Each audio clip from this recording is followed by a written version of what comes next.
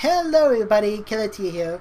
Instead of having my face on a webcam for a news article, I just decided to do some audio commentary over gameplay footage. And what you're watching right now is Dragon Ball X Xenoverse.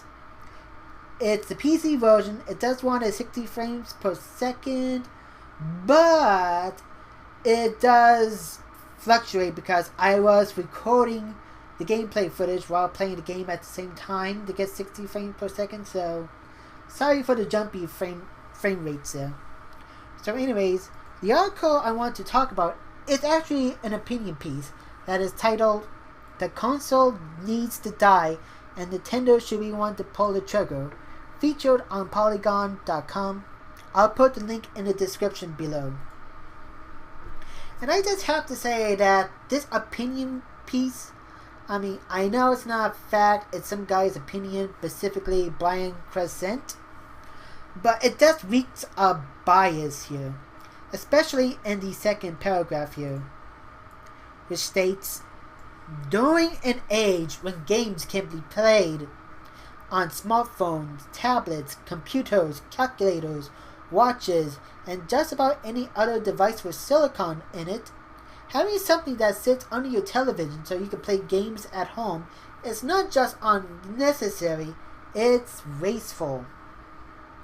And I do not agree with that paragraph whatsoever. The tablet and smartphones are a completely different beast to a gaming console. You can have a lot of varieties of games on a gaming console, but on tablets and smartphones, the only thing that really seems to be a hit and makes a lot of money are all of these puzzle games, which are pretty much like clones of Bejeweled, that puts you in a situation where you have to keep paying to play the games, despite the fact they are free to play. And while there are a few games that are hardcore on smartphones and tablets, let's be honest here, they don't really sell as much as Candy Crush Saga or Clash of Clans here. So, like I said, completely different beasts to the gaming console, the smartphones and tablets are. And also, what kind of calculators have games that people can play on? The article then goes through a quick history of how Nintendo was able to merge from the great gaming crash of 1983. And what they briefly talk about is the licensing fee that the company has made third-party publishers and developers pay to develop for their Nintendo console, and how in today's market it has become a huge barrier to develop games for like Xbox 360, Xbox One, the PlayStation systems, the Wii U. And I kind of have to disagree on that, because if these licensing fees were just a huge detriment to the development of the games, then they would have just stick to like one console instead of releasing the same games on multiple different systems. Like, you wouldn't see like Resident Evil 6 on PS3 or 360. You wouldn't see Call of Duty on the Xbox, PlayStation, or even the occasional Nintendo release. You wouldn't see Skylanders or Disney Infinity be released on every single console if these licensing fees were just a huge pain to deal with. And I have to say that these licensing fees are like the main source for many of these companies, so they're not gonna go away right away. And then in the next article, Brian goes on to say it's because of these fees that indie developments are behind compared to PC and smartphone and tablets. And I'm not sure where he's getting his information from. I know there isn't really any fees to develop for PC, but there is a fee, a licensing fee that these developers will have to pay if they want to get their games on the iOS market, on the Android market, or even on the Windows Phone marketplace.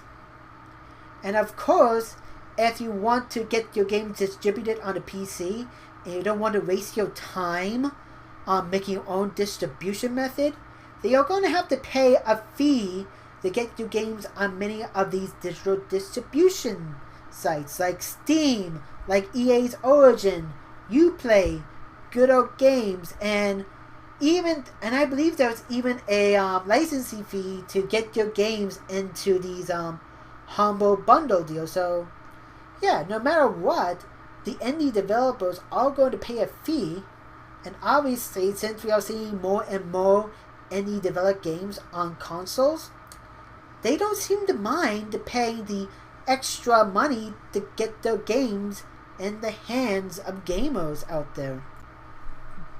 But what really cracked me up in this article is in this paragraph, which stated in the first sentence, first-party publishers are increasingly becoming an unnecessary and costly partner in the creation of games.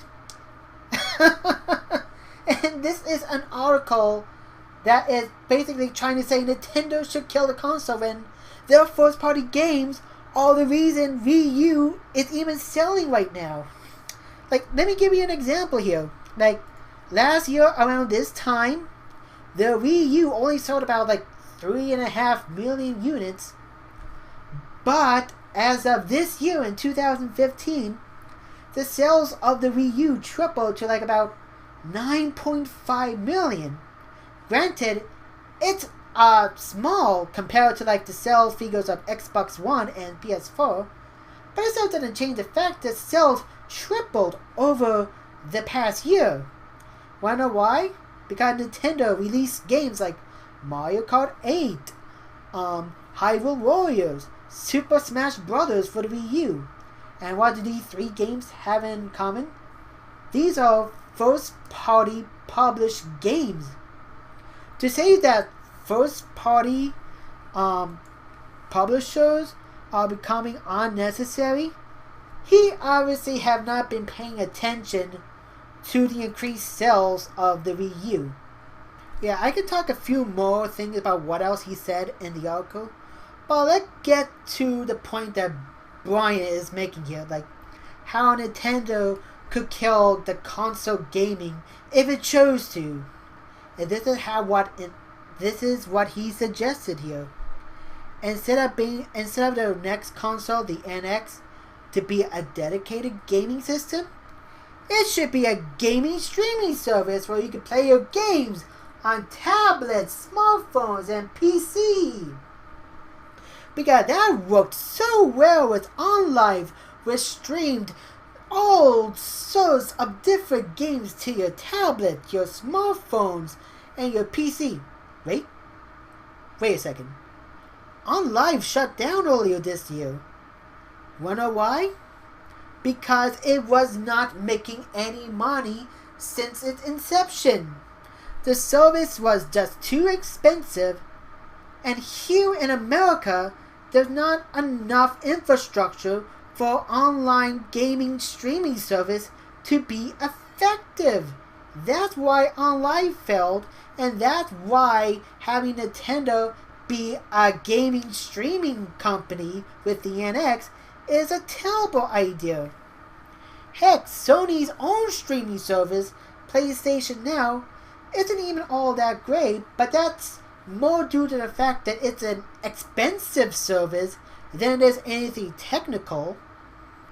I know this was an opinion piece, but this was made by somebody who drank the iOS Kool-Aid, who believes that because a company like King's Game is making millions and millions on Candy Crush Saga because they are like tricking their user base to pay for more lives in these games, that companies like Nintendo should just stop whatever they're doing and just go on ahead and jump on the iOS and Android marketplace.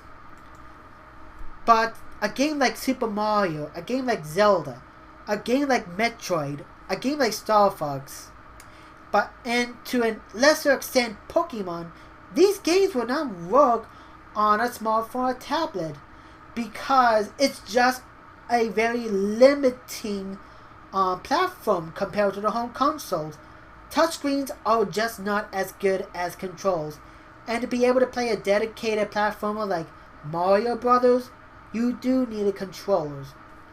I am sorry, Brian Crecente, but Nintendo should not be the one to kill console gaming just so you can fulfill your fantasy of playing Mario on an iOS device. So what do you guys think of this news article? Let me know in the description, not in the description, sorry, I mean in the comments below. Thank you for listening to my little rant here.